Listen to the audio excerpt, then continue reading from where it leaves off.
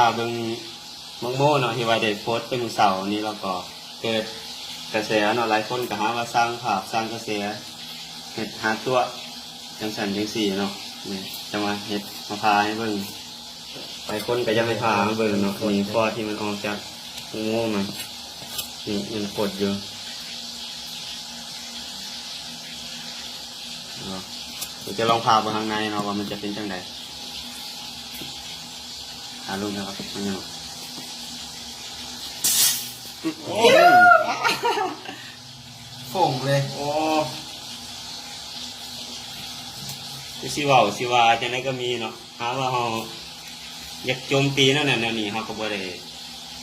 ห้ามบ่ให้ผู้ใดซื้อกินเอาหรอกเฮาก็บ่ได้โจมตีบุคคลใดหนึ่งหรือว่าเว้าให้ผู้ใดเนาะว่าบ่ได้บอกว่าซื้อมาจากหั่นมาหั่นนี่หรือซื้อมาจากผู้ใดเฮาก็บ่ได้เว้าสภาพเบิ่งสภาพกล่องบ่ค่อยแจ้งแล้วเฮามีภาพเฮาเบิ่งเนาะอีกหน่อยนึงเดี๋ยวพิมพ์ไปเฮาพาป้าไว้มื้อเช้ามาตอนแรกมันจะเป็นแบบนี้เนาะนี่เป็นแบบนี้เนาะขึ้นฟอดขึ้นขาวๆจากอันนี้ลองพาไปเบิ่งเนาะมันสิขึ้นฟอดสักขาวๆว่ะเนี่ยลองพาป้าไปเบิ่งเรามีแต่เบิ่งต้นนี้เป็นฟดดีต้นนี้ก็ได้มีอีกหน่วยนึงอันนี้ก็ทำไมเป็นคือกันเนาะนี่ฟดอยู่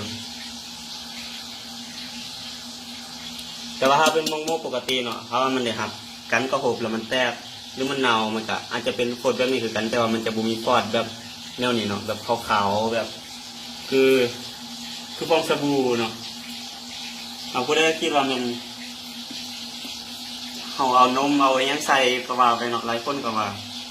มาเบิ่งนำกันมาเบิ่งว่าได้เอาอย่างใส่บ่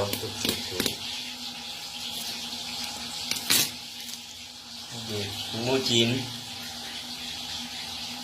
หมูจีนมาลงพื้นปูเนาะผู้ใดหัวเคมีน้อยหลายปานใดละลองพาเอาอัน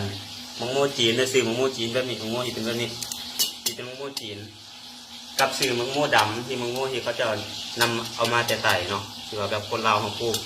เอามาลองพายางละกี้เราใส่จานเข้าตู้เย็นฝ้าไว้ประมาณคืนนึงเรามาเบิ่งความแตกต่างเด้อว่าระหว่างมังโมจีนระหว่างมังโมจีนกับมังโมดำที่คนลาวเขาปลูกเองนะมันจะต่างกันแนวใดบ่เชื่อเราลองเห็นเบิ่งคาเบิ่งนี่แหละย่างตะกี้พอแล้วกินได้เลยนี่บ่แตก